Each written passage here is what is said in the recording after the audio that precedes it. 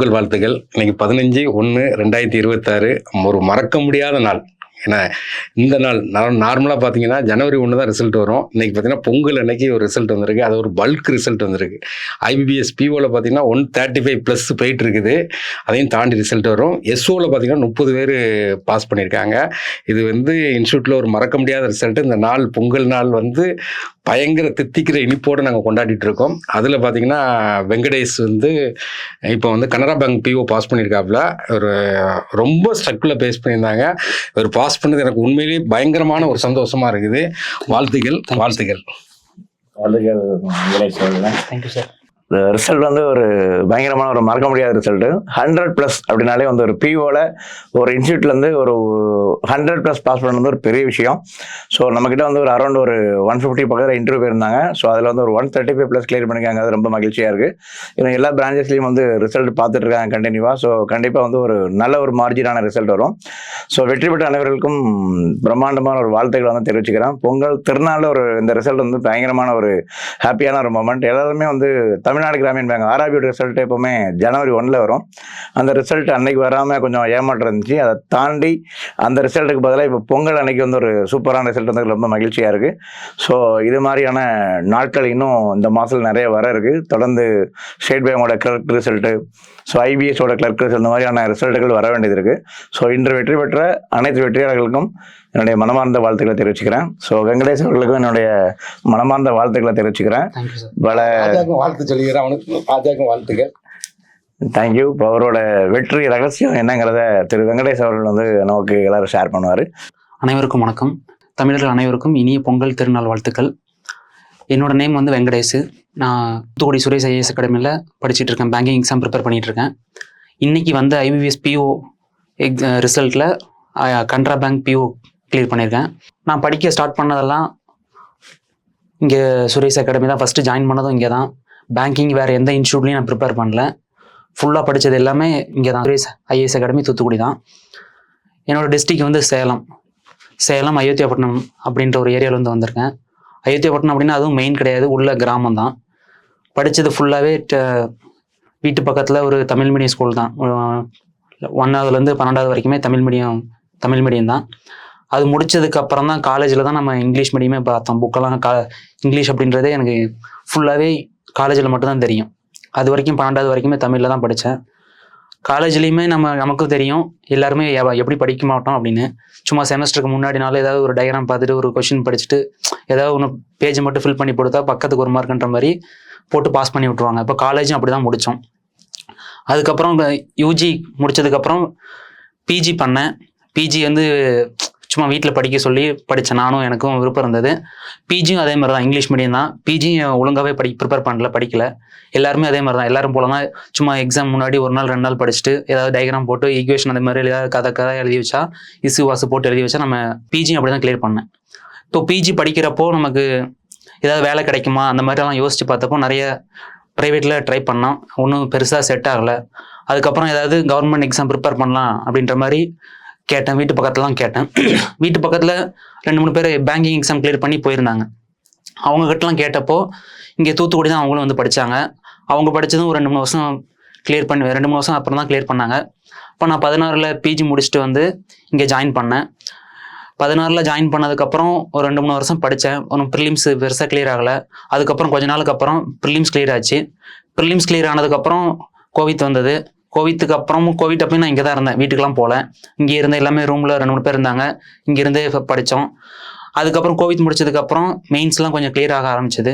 இப்போ mains clear ஆனாலுமே இன்டர்வியூவில் இன்டர்வியூ அளவுக்கு போகலை. மெயின்ஸ்லேயுமே ஒரு 4-5 மார்க் வித்தியாசத்தில் கிளியர் ஆகாமல் தான் இருந்தது. கடைசி இப்போ 2 வருஷமாக தான் நம்ம இன்டர்வியூ போயிட்டேன். இன்டர்வியூ கடைசி போன டைமும் RRB PO IBBS POலாம் இன்டர்வியூ போய் ஒன்றும் பெருசாக கிளியர் ஆகலை. அப்போ இந்த டைம் நம்ம IBBS PO கிளியர் ஆகிருக்கு. இப்போ இந்த டைமுமே IBBS POவில் மெயின்ஸில் பார்த்தீங்க அப்படின்னா எக்ஸாம் ஓரளவுக்கு ஈஸியாக தான் இருந்தது. மீன்ஸ் ரீசனிங்லாம் கொஞ்சம் ஈஸியாக இருந்தது. ரீசனிங் நல்லா போட்டிருந்தேன். அதேமாதிரி மேக்ஸும் ஓரளவுக்கு போட்டிருந்தேன். GKவும் ஓரளவுக்கு மார்க் வந்திருந்தது. டெஸ்கிரிப்டிவ் இங்கிலீஷும் எனக்கு எப்போவுமே வராது. இப்போது இது எக்ஸாமும் சரி இப்போவும் சரி டெஸ்கிரிப்டிவ் இங்கிலீஷ் இது ரெண்டுமே எனக்கு வராது. அப்போ இங்கிலீஷ் வரல அப்படின்னா இந்த தடவை கட் ஆஃபோட ஒரு 2 மார்க் அதிகம். அதேமாதிரி டெஸ்கிரிப்டிவுமே எனக்கு கட் ஆஃப் மட்டும்தான் கிளியரு. பெருசாக ஒன்றும் டெஸ்கிரிப்டிவில் மார்க்லாம் வரல. இப்போ இதை தாண்டி நம்ம என்ன பண்ணுறோம் அப்படின்றதான் இருக்குது. Clerk SP clerk, IPS clerk அதெல்லாம் கிளியர் பண்ணுறதை விட ஐபிஎஸ் பிஓ கிளியர் பண்ணுறது ரொம்ப ஈஸி. அப்போது இங்கிலீஷே தெரியாமல் என்னால் கிளியர் பண்ண முடிஞ்ச உங்களாலையும் கண்டிப்பாக பிஓ கிளியர் பண்ண முடியும். இந்த பிஓ மட்டும் இல்லை, எஸ்பி பிஓவும் சரி, ஐபிஎஸ் பிஓவும் சரி, கிளியர் பண்ணுறது ரொம்ப ஈஸி. அப்போ இது ஏதாவது ஒரு எக்ஸாம் நமக்கு அமையும். அப்போ இந்த எக்ஸாம் எனக்கு அமைஞ்சிருக்கு. இப்போ இதில் பார்த்தீங்கன்னா நான் வந்து கிளாஸ் எடுக்கிறேன். இங்கே தூத்துக்குடி சுரேஷ் ஐஏஎஸ் அகாடமியில் கிளாஸ் எடுத்துகிட்டு இருக்கேன். முன்னாடி கொஞ்ச நாள் வந்து ரீசனிங் எடுத்தேன். மெயின்ஸில் prelims, mains, reasoning, super batch அதே மாதிரி ரீசனிங் எடுத்துகிட்டு இருந்தேன். அதுக்கப்புறம் கொஞ்ச நாள் கழிச்சு மேக்ஸ் எடுக்கிறதுக்கான ஒரு ஆப்பர்ச்சுனிட்டி கிடச்சிது. மேக்ஸ் எடுத்துகிட்டு இருந்தேன். ப்ரிலிம்ஸு, மெயின்ஸு, சூப்பர் பேட்ச் எந்த பேட்ச்னாலும் சரி மேக்ஸ் எடுக்கிறதுக்கான ஒரு ஆப்பர்ச்சுனிட்டி கிடச்சிது. ஸோ மற்றவங்களை காட்டிலும் ஓரளவுக்கு என்னால் இந்த ரெண்டுலேயும் நல்ல ஸ்கோர் எடுக்க முடிஞ்சது. அப்போ இந்த மெயின்ஸில் பார்த்தீங்கன்னா ரீசனிங் ரொம்பவே ஈஸியாக இருந்தது.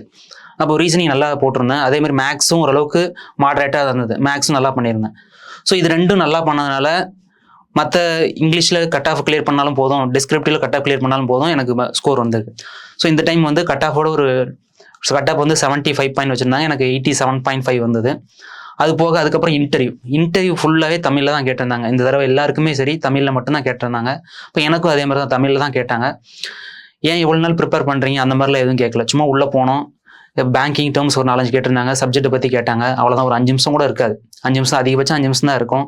கேட்டு அவங்களும் ஆல் தி பெஸ்ட் அந்த மாதிரி தான் சொல்லி அனுப்புனாங்க. ஸோ நம்ம இன்டர்வியூ மார்க்கும் ஒரு ப்ளஸ் தான்.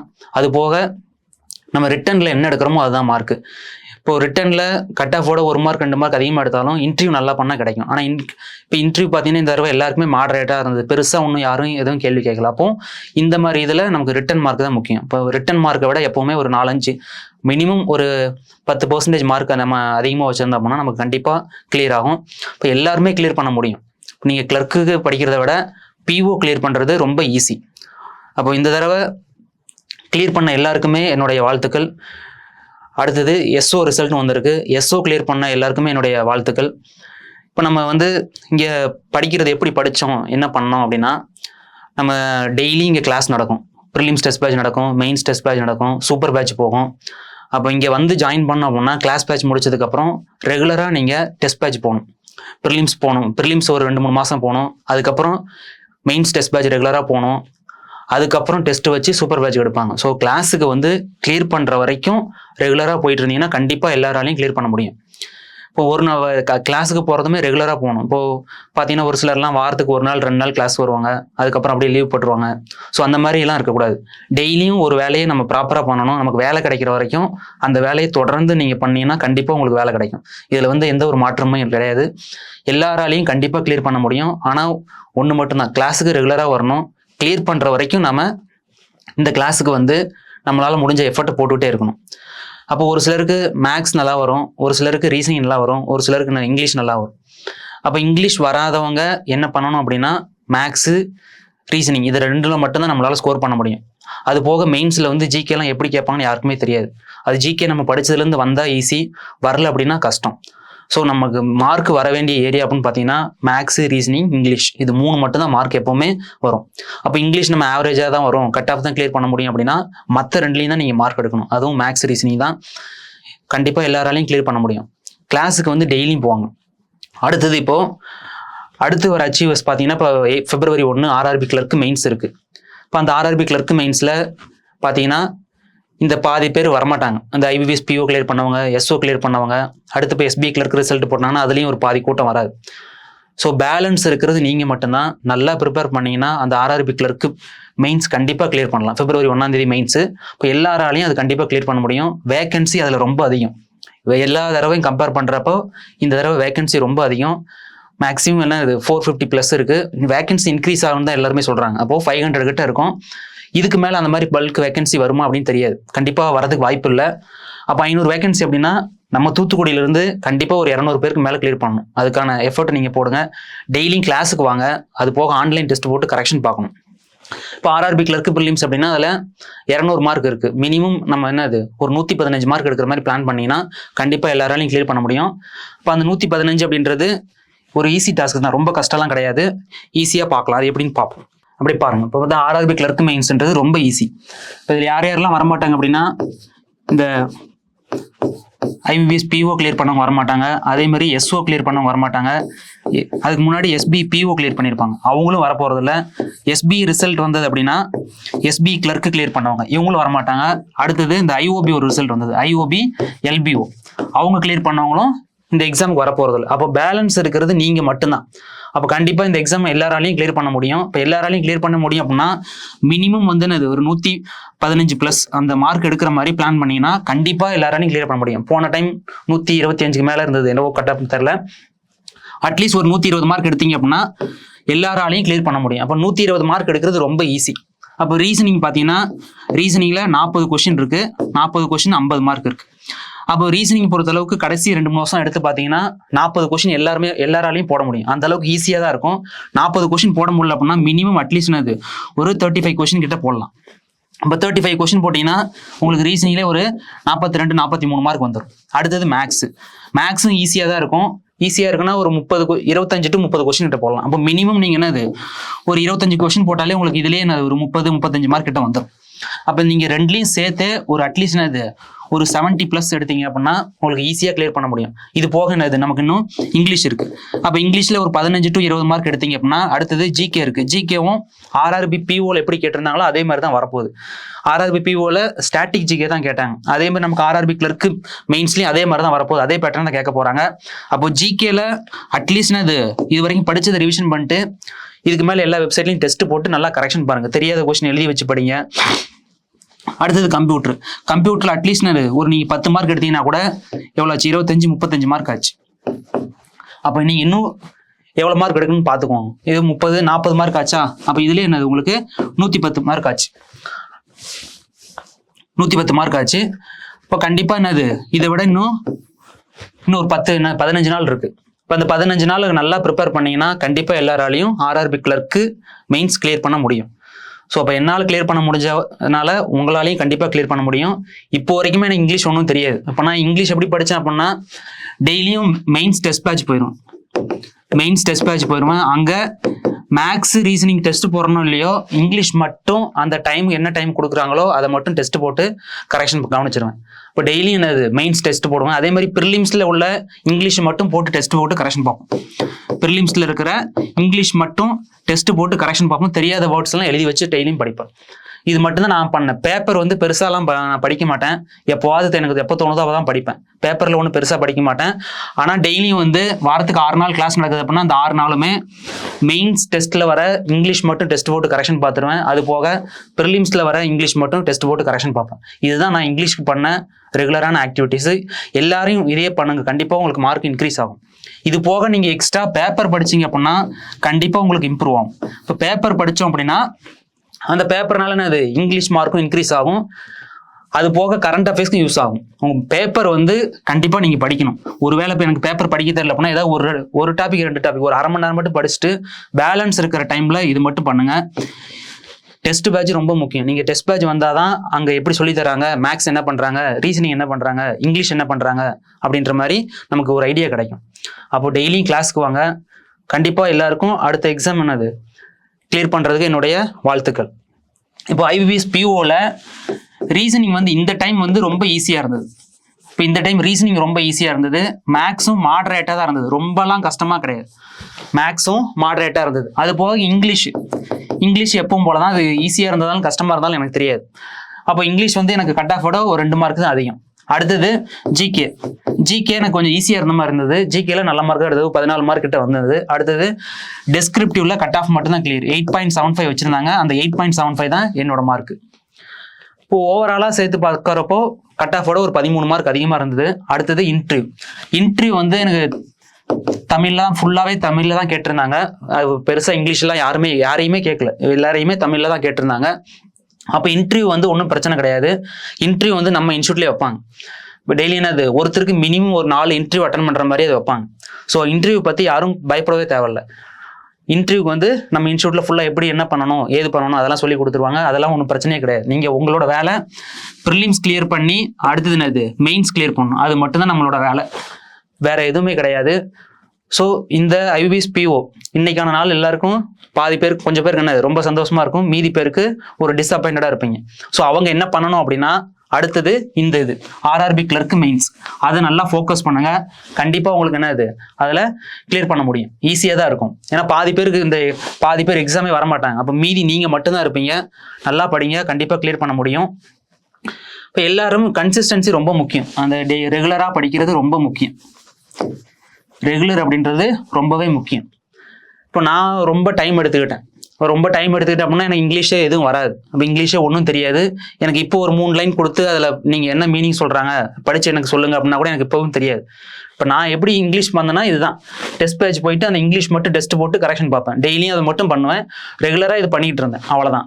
அப்போ அங்கே சொல்லிக் கொடுக்குறது அவங்க சின்ன சின்ன ரூல்ஸ்லாம் சொல்லிக் கொடுப்பாங்க. டெய்லியும் கிளாஸில் என்ன எல்லாருமே நடத்துவாங்க, சின்ன சின்ன ரூல்ஸ்லாம் சொல்லிக் கொடுப்பாங்க. அதெல்லாம் ரொம்ப யூஸ்ஃபுல்லாக இருந்தது. அப்போ அந்த இங்கிலீஷ் கரெக்ஷன் ரொம்ப முக்கியம். இங்கிலீஷ் கரெக்ஷன் ரொம்ப முக்கியம். அப்போ இங்கிலீஷ் எடுத்து கொடுத்த அந்த இங்கிலீஷ் நடத்தின எல்லா ஸ்டாஃபுக்குமே என்னோட நன்றி தெரிவிச்சுக்கிறேன். ஏன்னா அவங்க இல்லைன்னா இப்போ எனக்கு இங்கிலீஷில் வந்து எதுவுமே தெரியாது. எப்போ எது கேட்டாலும் எந்த இங்கிலீஷ் ஸ்டாஃப்னாலும் சரி எல்லாமே எனக்கு சொல்லி கொடுத்துருக்காங்க. மெயின்ஸ் டெஸ்ட் பேட்சில் இங்கிலீஷ் இருக்கும். இங்கிலீஷ் மட்டும்தான் நான் டெய்லியும் டெஸ்ட் போட்டு கரெக்ஷன் பார்ப்பேன். அப்போ இங்கிலீஷ் எடுத்த எல்லா ஸ்டாஃபுக்குமே என்னோட தேங்க்ஸ். எப்போ எந்த டவுட்டு கேட்டாலும் சொல்லிக் கொடுப்பாங்க. சரிங்களா, யார் எந்த டவுட்டு கேட்டாலும் சொல்லிக் கொடுப்பாங்க. நீங்கள் இங்கிலீஷ் ஸ்டாஃப் எல்லாருமே பார்க்கும். சரிங்களா, ஃப்ரீயாக கிளாஸ் முடிச்சதுக்கப்புறம் எல்லாருமே ஃபர்ஸ்ட் ஃப்ளோரில் தான் உட்காந்து படிப்பாங்க. இங்கெல்லாம் கேர்ள்ஸ் ஸ்டடி ஹாலில் இருப்பாங்க. யாரனாலும் எப்போனாலும் பார்த்து எந்த டவுட்னாலும் கேட்டுக்கலாம். இங்கிலீஷ் மட்டும் இல்லை, மேக்ஸ்னாலும் சரி, ரீசனிங்னாலும் சரி, ஜிகே கம்ப்யூட்டரில் ஏதாவது டவுட்னா கூட அவங்களுக்கு தெரிஞ்சதை சொல்லிக் கொடுப்பாங்க. இப்போ யாருமே வந்து அவங்களுக்கு தெரிஞ்சதை சொல்லித்தர மாட்டேன் அப்படிலாம் சொல்ல மாட்டாங்க. இப்போ மேக்ஸ் எடுத்துக்கிட்டீங்க அப்படின்னா மேக்ஸ் இருக்கும், அடுத்தது ரீசனிங் இருக்கும். இப்போ இந்த 3 தான் நமக்கு எப்பவுமே மார்க்கு. பேலன்ஸ் இருக்கிற அந்த ஜிகே கம்ப்யூட்டர்லாம் அது அடிஷ்னல் தான். அது வந்து மார்க் வருமா வராதா அதெல்லாம் நம்மளால சொல்ல முடியாது. இந்த 3 தான் நம்மளுடைய ஸ்கோர். அப்போ ப்ரிலிம்ஸை பொறுத்தளவுக்கு எந்த ஒரு ப்ரிலிம்ஸ் நீங்கள் கிளியர் பண்ணணும் அப்படின்னாலுமே உங்களுக்கு முக்கியமானது ரீசனிங் தான். ஏன்னா ரீசனிங்லேயே 35 கொஸ்டின் இருக்குது. அப்போ 35 கொஸ்டின் இருக்குது அப்படின்னா அதை 20 நிமிஷத்தில் ஈஸியாக போடலாம். எல்லாருமே அந்த 35 கொஸ்டின் போடுவாங்க. அப்போ ஒரு 70 மார்க் 80 மார்க் கட் ஆஃப் வைக்கிறாங்க அப்படின்னா அந்த ரீசனிங் ரொம்ப ரொம்ப முக்கியம். அதுவும் கரெக்டாக போடணும். அதுக்கு அடுத்தது மேக்ஸில் 20 நிமிஷம் இருக்கும். அப்போ 20 நிமிஷத்தில் 35 கொஸ்டின். அப்போ அந்த 35 கொஸ்டினில் அட்லீஸ்ட் நீங்கள் ஒரு 28+ போட்டிங்கனாவே இதில் என்னது ஒரு 30, இதில் ஒரு 28, இல்லை இதுலேயும் ஒரு 30 போட்டிருக்கீங்க அப்படின்னா இதுலேயும் ரெண்டுலையும் சேர்த்து 60 மார்க் ஆச்சு. அடுத்தது இங்கிலீஷில் மினிமம் என்னது நீங்கள் ஒரு 12 to 15 மார்க் எடுக்கிற மாதிரி எடுத்தீங்கன்னா ஈஸியாக கிளியர் பண்ணிடலாம். அப்போ இதில் ஒரு 15 மார்க் ஆட் பண்ணிங்கன்னா 75 மார்க் ஆச்சு. அப்போ எந்த ஒரு ப்ரிலிம்ஸ் கிளியர் பண்ணாலுமே உங்களுக்கு ஃபர்ஸ்ட் முக்கியம் எது அப்படின்னா ரீசனிங் தான். அதாவது இங்கிலீஷ் வராதவங்களுக்கு ரீசனிங் தான் ரொம்ப முக்கியம். இங்கிலீஷ் வரவங்களை பற்றி இங்கிலீஷ் வரவங்களுக்கு என்ன இங்கிலீஷ்லேயே 30 மார்க் இருக்குது, அதில் 25+ எடுத்துட்டு பேலன்ஸ் இருக்கிறதுல இதில் ஆவரேஜாக போட்டால் கூட கிளியர் பண்ணிடுவாங்க. அப்போ நம்ம இங்கிலீஷ் வராதவங்க ரீசனிங் ரொம்ப ரொம்ப முக்கியம். அடுத்தது மேக்ஸ். இது ரெண்டும் ஓரளவுக்கு நல்லா போட்டிருந்தீங்கன்னாவே இதில் கட் ஆஃப் மட்டும் கிளியர் பண்ணாலே கிளியர் பண்ணிடலாம். இது ப்ரிலிம்ஸுக்கு நான் இதுதான் பண்ணுவேன். ரீசனிங் என்னது முடிஞ்ச அளவுக்கு ஃபுல்லாக போட ட்ரை பண்ணுவேன். எப்படினாலும் என்னது ஒரு 28-30க்கு மேலே போட்டுடலாம். அடுத்தது மேக்ஸும் ஒரு 30 கிட்ட போட்டுடலாம். அடுத்து இங்கிலீஷில் வந்து ப்ரிலிம்ஸை பொறுத்தளவுக்கு ஈஸியாக தான் இருக்கும். நம்ம அந்த ஆர்சி க்ளோஸ் டெஸ்ட்டு அதெல்லாம் ஏதாவது ஃபில்லர்ஸ் ஏதாவது இருக்கும், அதுதான் போடுவேன். பெருசாக அந்த ஆர்சிலையுமே ஃபுல்லாலாம் வாசிச்சு பார்க்க மாட்டேன். ஏதாவது அந்த ஸ்னானிம்ஸ் ஆண்டனிம்ஸு ஏதாவது தெரிஞ்ச கொஸ்டின் ஈஸியாக இருந்தால் அது மட்டும் தான் படிச்சு போடுவோம் எப்போவுமே. இது ப்ரிலிம்ஸு. அடுத்தது மெயின்ஸில் நமக்கு ஏதாவது ஒரு எக்ஸாம் நமக்குன்னு அமையும். இப்போ இதெல்லாம் பார்த்தீங்கன்னா ஐபிபிஎஸ் பிஓவில் ரீசனிங் ஈஸியாக இருந்தது. இப்போ ரீசனிங் ஈஸியாக இருந்ததுன்னா தனித்தனியாக பிரிஞ்சிருந்தாங்க. 1 மார்க் பஸ்ஸில் 2 மார்க் பஸ்ஸுன்னு. இப்போ இந்த டைம் ஃபுல்லாகவே 2 மார்க் பஸ்ஸெலாம் ரொம்ப ஈஸியாக இருந்தது. ஐபிபிஎஸ் பிஓவில் 2 மார்க் பஸ்ஸில் தான் ஈஸியாக இருந்தது. இப்போ இதே மாதிரி தான் ஏதாவது ஒரு எக்ஸாம் நமக்குன்னு அமையும். அப்போ மெயின்ஸை பொறுத்தளவுக்கு மெயின்ஸில் இதே தான். ஃபஸ்ட்டு நமக்கு ரீசனிங் ஈஸியாக இருந்ததுன்னா ரீசனிங் போடலாம். அடுத்தது மேக்ஸும் ஓரளவுக்கு தான் போட முடியும், மாடரேட்டாக இருக்கும், மேக்ஸ் போடலாம். அடுத்தது இங்கிலீஷ் வரவங்களுக்கு இங்கிலீஷ் நல்ல பெனிஃபிட். இப்போ 40 மார்க் மெயின்ஸில் இருக்கும். அப்போ அதை தவிர நமக்கு இங்கிலீஷ் வரல அப்படின்னா அதில் கட் ஆஃப் கிளியர் பண்ணிட்டு பேலன்ஸ் இருக்கிற இந்த 2 செக்ஷன் மட்டும்தான் நம்மளால் ஸ்கோர் பண்ண முடியும். அப்போ நீங்கள் மேக்ஸ் ரீசனிங் ஃபுல்லாக போடணும், நல்லா ஸ்கோர் பண்ணணும் அப்படின்னா டெய்லியும் கிளாஸுக்கு வாங்க, ரெகுலராக படிங்க. அந்த கன்சிஸ்டன்சி ரொம்ப முக்கியம். நம்ம சுரேஷில் டெய்லியும் என்னது ஆன்லைன் டெஸ்ட் இருக்கும், ப்ரிலிம்ஸ் டெஸ்ட் இருக்கும், மெயின்ஸ் டெஸ்ட் இருக்கும். அதை மட்டும் நல்லா போட்டு கரெக்ஷன் பாருங்கள். அது போக ஆஃப்லைன்லேயும் டெஸ்ட் இருக்கும். நீங்கள் என்ன ஆன்லைன் டெஸ்ட்லேயே பார்த்தீங்கன்னா ஆன்லைன்லேயே நான் டெய்லியும் ஒரு ப்ரிலிம்ஸ் டெஸ்ட் இருக்கும், அது போக மெயின்ஸ் டெஸ்ட் இருக்கும். இதை தாண்டி நிறைய செக்ஷனல் டெஸ்ட்லாம் இருக்கும். உள்ள பார்த்தீங்கன்னா டாபிக் வைஸாக நிறைய செக்ஷனல் டெஸ்ட்லாம் வச்சிருப்போம். அதை எடுத்து நல்லா போட்டு கரெக்ஷன் பாருங்க. அப்போ டெய்லியும் வர இந்த ப்ரிலிம்ஸு, இந்த மெயின்ஸ் டெஸ்ட் மட்டும் நல்லா போட்டு கரெக்ஷன் பாருங்க. இது போக நம்ம ஆஃப்லைன் கிளாஸ் வரவங்களுக்கு அங்கேயும் ஒரு ஃபுல் டெஸ்ட் இருக்கும். இப்போ ஆஃப்லைன்ல என்ன இருக்கும், மேக்ஸ், ரீசனிங், இங்கிலீஷ் டெய்லியும் இருக்கும். அப்போ அதையும் நல்லா போட்டு கரெக்ஷன் பார்த்தாலே போதும். இதை படிக்கிறதுக்கே உங்களுக்கு டைம் பார்த்தாது சரிங்களா. இந்த 2 டெஸ்ட் போட்டு நல்லா கரெக்ஷன் பாருங்க, இந்த டெஸ்ட் போட்டு கரெக்ஷன் பார்த்தீங்கனாலே போதும். இப்போ டெய்லி இது மட்டும் பண்ணுங்க. இதை தாண்டி வேற ஏதாவது எக்ஸ்ட்ரா பண்ணணும் அப்படின்னா அந்த சின்ன சின்ன ஆப்லாம் ஃப்ரீ டெஸ்ட் நிறைய இருக்கும். அதெல்லாம் நீங்க போட்டு பார்த்து கரெக்ஷன் பாருங்க. தெரியல அப்படின்னா பக்கத்துல இருக்கிறவங்க கேளுங்க. அப்படி இல்லைன்னா அடுத்த நாள் கிளாஸுக்கு வரப்போ ஸ்டாஃப் கிட்ட கேளுங்க. கண்டிப்பா அவங்களுக்கு தெரிஞ்சதை சொல்லி தருவாங்க. தெரியல அப்படின்னாலும் யார்கிட்டயாவது கேட்டால் உங்களுக்கு சொல்லி தருவாங்க. இது ஒன்று. அடுத்தது, இப்போ நம்ம இன்ஸ்டியூட் பற்றி சொல்லணும்னா, நம்ம இன்ஸ்டியூட்டில் நமக்காக நிறைய ஹெல்ப் பண்ணி தருவாங்க. இப்போ எனக்கெல்லாம் நிறைய பண்ணி கொடுத்துருக்காங்க. எனக்கு பண்ண ஹெல்ப்லாம் மறக்கவே முடியாது. எல்லாருக்குமே அதுக்காக நான் நன்றி சொல்லிக்க விரும்புகிறேன். ஃபர்ஸ்ட் யாருன்னா, இப்போ பார்த்தீங்கன்னா நம்ம இன்ஸ்டியூட்டில் இவ்வளோ நாள் கிளாஸ் எடுக்க வைக்கிறது ரொம்ப பெரிய விஷயம். இப்போ கிளியர் பண்ணாமல் ரொம்ப நாள் இங்கே வச்சிருக்கிறது பெருசு. இப்போ எனக்கு அந்த வாய்ப்பு கொடுத்ததுக்கு நான் இந்த சுரேஷ் ஐஏஎஸ் அகாடமி நன்றி தெரிவிச்சுக்கிறேன். ரொம்ப நாள் ஆச்சு, நான் கிட்டத்தட்ட ஒரு 6-7 வருஷத்துக்கு மேலேயே இருக்கும். அப்போ அவ்வளோ நாள் கிளாஸ் எடுக்க வைக்கிறதெல்லாம் ரொம்ப பெருசு.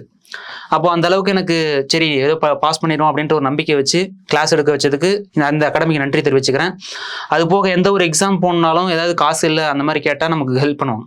ஸோ அதுக்காகவும் நான் அந்த அட்மின் டீமுக்காக நன்றி தெரிவிச்சுக்கிறேன். அடுத்தது என்னோட ஸ்டாஃப் டீம் எதுனாலும் சொல்லி தருவாங்க. எனக்கு தெரில அப்படின்னா கண்டிப்பாக யார்கிட்ட கேட்டாலும் சொல்லி தருவாங்க. நான் யார்கிட்டையும் போய் கேட்கல அப்படின்னாலும் அவங்களே கூட வந்து சொல்லி தருவாங்க. ஸோ என்னோட ஸ்டாஃப் டீமுக்கும் நான் நன்றி தெரிவிச்சுக்கிறேன். அது போக ராஜா சார், அவரை பற்றி உங்களுக்கே தெரியும். இப்போ எந்த ஹெல்ப்னாலும் பண்ணி தருவார். எப்போ ஸ்டூடெண்ட்ஸ்க்கு எது கேட்டாலும் பண்ணி தருவார். அவர் மாதிரி இந்த பேங்கிங்க்கு ஸ்டூடெண்ட்ஸுக்காக எஃபர்ட் போடுறதுக்கு யாருமே கிடையாது, அதுதான் உண்மை. ஸோ அவர்கிட்ட எதுனாலும் கேளுங்க, எந்த டவுட்னாலும் கேளுங்க, கண்டிப்பாக உங்களுக்கு பண்ணி தருவார். ஏதாவது ஃபினான்ஷியலோ இல்லை வேறு ஏதாவது முடியல அந்த மாதிரி வேறு ஏதாவதுனா இஷ்யூ இருந்தால் சொல்லுங்கள், கண்டிப்பாக ஹெல்ப் பண்ணி தருவாங்க. அடுத்தது அட்மின் டீமில் வள்ளி சார், அவருக்கும் நான் ரொம்ப கடமைப்பட்டிருக்கேன். எந்த ஹெல்ப்னாலும் பண்ணி தருவார். எந்த ஒரு எக்ஸாம் வேறு ஏதாவது டிஸ்ட்ரிக்டில் போட்டிருந்தாங்க, சென்னை, கோயம்புத்தூர் அந்த மாதிரிலாம் எக்ஸாம் போட்டுறதோ இன்டர்வியூ போயிருந்தாலோ அந்த இன்ஸ்டியூட்டில் தங்க வச்சு அங்கேயும் சாப்பாடு கொடுப்பாங்க. ஸோ அதுக்காகவும் நான் சாருக்காக ஒரு நன்றி தெரிவிச்சுக்கிறேன்.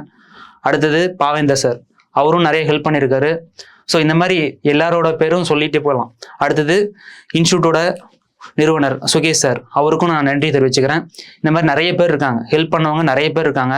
அடுத்தது என்னோட ஃப்ரெண்ட்ஸ், இங்கே நான் இப்போ இவ்வளோ நாள் இருக்கேன் அப்படின்னா நிறைய பேர் இருக்காங்க. யார்கிட்ட ஏதாவது ஒரு சின்ன சின்ன அமௌண்ட் கேட்டாலும் கொடுப்பாங்க. அவங்களே கூட ஃபோன் பண்ணி கேட்டு போட்டு விடுவாங்க. எதுனாலும் கேளுங்கன்ற மாதிரி சொல்லியிருக்காங்க. நிறைய பேர் இருக்காங்க. எல்லாரோட பேரையும் சொல்லிக்கிட்டே போகலாம். எல்லாருக்கும் ரொம்ப நன்றி. அடுத்தது ஃப்யூச்சர், நீங்கள் படிக்கிறவங்களுக்கு ஒன்றே மட்டும்தான் சொல்கிறேன், டெய்லியும் தொடர்ந்து படிங்க. கன்சிஸ்டன்சி ரொம்ப முக்கியம். ஒரு எக்ஸாம் வரல, கிளியர் ஆகலை அப்படின்னா விட்டுட்டு போயிடாதீங்க. தொடர்ந்து நீங்கள் படிச்சுட்டே இருங்க. கண்டிப்பாக உங்களுக்குன்னு ஏதாவது ஒரு நாள் அமையும். எனக்கு அமைஞ்ச மாதிரி உங்களுக்கும் ஏதாவது ஒரு நாள் அமையும். இப்போ அது வரைக்கும் நீங்கள் படிச்சுட்டு தான் இருக்கணும், வேறு வழியே கிடையாது. ஆனால் கண்டிப்பாக நான் அதை விட்டுட்டு போயிடக்கூடாது. இதை விட்டுட்டு போய் நீங்கள் வேறு ஏதாவது வேலை பார்க்கணும் அப்படின்னா அதை யோசிச்சு பாருங்கள். விட்டுட்டு போனால் வேறு போய் என்ன பண்ணுவீங்க, ஒன்றும் பண்ண முடியாது. இப்போ நீங்கள் சாதாரணமாக இதில் எடுத்துக்கிட்டீங்கன்னாவே உங்களுக்கு கிளர்க்குக்கே என்ன இருக்கும் அப்படின்னா ஒரு அரௌண்ட் ஒரு 45,000 கேட்டால் சேலரி வந்துடும். அது இந்த 8th பே கமிஷன் சொல்கிறாங்க. அது நமக்கு அப்ளை ஆகுமா என்னன்னு தெரில. அது அப்ளை ஆச்சு அப்படின்னா அதில் சேலரி இன்னும் இன்க்ரீஸ் ஆகும். அது போக பிஓ எடுத்திங்கன்னா பிஓக்கு மினிமம் என்னது ஒரு 70க்கு மேலே தான் சேலரி இருக்கும். அடுத்தது அந்த இன்சூரன்ஸ் எக்ஸாம்லாம் போனீங்கன்னா வேலையே கிடையாது. நம்ம இந்த பிஓ கிளர்க்கை கம்பேர் பண்ணுறப்போ இன்சூரன்ஸ் எக்ஸாம்லாம் நிறைய ஈஸியாக இருக்கும். அதில் உங்களுக்கு ஒர்க்கே கிடையாது. ஆனால் என்னது இதை கம்பேர் பண்ணுறப்போ அதுலேயும் ஒரு நல்ல சேலரி கிடைக்கும். அப்போ நீங்கள் இதெல்லாம் விட்டுட்டு வெளியே போனீங்க அப்படின்னா ஏதாவது எந்த வேலைக்கு போனாலுமே என்னது ரொம்ப கஷ்டம்தான். அப்போ இதில் பார்த்தீங்கன்னா உங்களுக்கு சாட்டர்டே சண்டே லீவாக இருக்கும். இன்சூரன்ஸ் எக்ஸாம்லாம் சாட்டர்டே சண்டே லீவு. அப்போ அந்த மாதிரி இன்சூரன்ஸ் எக்ஸாமு வேறு ஏதாவது சின்ன சின்ன பேங்கிங் சிலபஸ் ரிலேட்டடாக எந்த எக்ஸாம் போட்டாலும் எழுதுங்க. பேங்க் மட்டும்தான் எழுதணும் அப்படிலாம் கிடையாது. இப்போ இன்சூரன்ஸ் எக்ஸாம் எழுதலாம். அடுத்தது இந்த ரயில்வே எக்ஸாம் ஏதாவது 1-2 ட்ரை பண்ணி பார்க்கலாம். சும்மா அப்ளை பண்ணி எழுதுங்க. ரயில்வே எக்ஸாம்லாம் மேக்ஸ் இருக்கும், ரீசனிங் இருக்கும், அடுத்தது ஜிகே. அப்போ இந்த ஜிகேல பார்த்தீங்கன்னா நம்ம கரண்ட் அஃபேர் ரிலேட்டடாக கொஞ்சம் கேட்பாங்க. அடுத்து அந்த சயின்ஸு அந்த மாதிரி ஏதாவது ஒன்று வரும். ஆனால் நம்ம மேக்ஸ் ரீசனிங் நம்மளோடது தான் இருக்கும் சரிங்களா. நீங்கள் அதெல்லாம் ஒரு அப்ளை பண்ணி எழுதி பார்க்கலாம். சும்மா ட்ரை பண்ணி பாருங்கள். நீங்கள் அப்ளை பண்ணுறது தான் ஃபீஸ் இருக்கும். எக்ஸாமுக்குள்ளே அப்பியர் ஆனீங்கனாலே உங்களுக்கு அந்த முக்கால்வாசி ஃபீஸ் என்னது ரிட்டர்ன் பண்ணிடுவாங்க. அது ரயில்வேல. ஸோ அந்த மாதிரி எக்ஸாம் எழுதி பாருங்கள். எக்ஸாம் வந்து எல்லா எக்ஸாம் அப்ளை பண்ணுங்க. ஃபர்ஸ்ட் வந்து பாதி பேர் பண்ற தப்பு அதுதான். எக்ஸாம் வந்து பாதி எக்ஸாம் அப்ளை பண்ணவே மாட்டேங்கிறீங்க, காசு இல்லை அந்த மாதிரி ஏதாவது அப்ளை பண்ணாமல் இருக்கீங்க. ஏதாவது ஃப்ரெண்ட்ஸ் கிட்ட வாங்கி கண்டிப்பாக அப்ளை பண்ணி எழுதுங்க.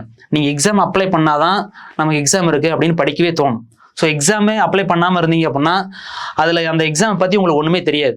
நீங்கள் உள்ளே போய் எக்ஸாம் அட்டன் பண்ணாதான் ஒவ்வொரு எக்ஸாமில் என்னென்ன மாதிரி கொஷின் கேட்குறாங்க, எப்படி ஏதாவது ட்ரெண்ட் மாறி இருக்கா, எப்படி இருக்குது, ஈஸியாக இருக்கா, கஷ்டமாக இருக்கா, அந்த மாதிரி நம்ம கற்றுக்க முடியும். நம்ம இப்போ எக்ஸாம் கிளியர் பண்ணுறோம், கிளியர் பண்ணாமல் போகிறோம், அது அடுத்தது. ஆனால் ஃபஸ்ட்டு நீங்கள் பண்ண வேண்டியது எக்ஸாம் அப்ளை பண்ணி எக்ஸாமுக்குள்ளே சென்டருக்குள்ளே போகணும். அப்போ தான் என்ன போய் அட்டன் பண்ணணும். அப்போ தான் உங்களுக்கு தெரியும் இன்னும் நம்ம ஏதாவது இப்போ எக்ஸ்ட்ரா படிக்கணுமா, எப்படி இருக்கும், அதோட மார்க்லாம் எடுத்து கம்பேர் பண்ணி பார்க்கணும். இது ஒன்று. இப்போ நீங்கள் இதுதான் பண்ணணும். ரெகுலராக படிச்சுக்கிட்டே இருங்க, கண்டிப்பாக எல்லாராலையும் கிளியர் பண்ண முடியும். இன்னும் நிறைய டிஸ்கஸ் பண்ணலாம், நம்ம கிளாஸில் பார்ப்போம் சரிங்களா. பொங்கல் முடிச்சுட்டு எல்லாருமே வாங்க, மண்டேலேருந்து கிளாஸ் இருக்கும். கிளாஸ்க்கு முதல்ல இந்த 10 நாள் ரெகுலராக வந்தீங்கன்னா RRB கிளர்க் மெயின்ஸ் உங்களுக்கு தான் சரிங்களா. எல்லாருக்கும் மறுபடியும் பொங்கல் திருநாள் வாழ்த்துக்கள். நன்றி.